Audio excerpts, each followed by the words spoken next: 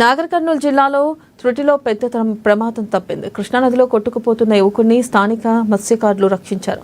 శ్రీశైలం ఎడమ పాతాళ గంగ వద్ద స్నానం చేస్తున్న యువకుడు ప్రమాదవశాత్తు జారిపడ్డాడు. అయితే నదిలో కొట్టుకుపోతున్న అతన్ని గోపాల్ మల్లి లక్ష్మయ్య అనే మత్స్యకారులు గమనించారు.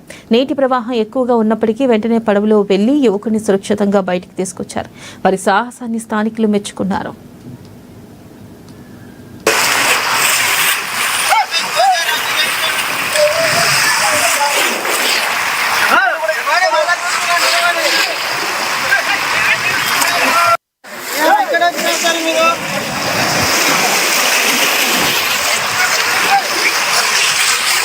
పట్టుకో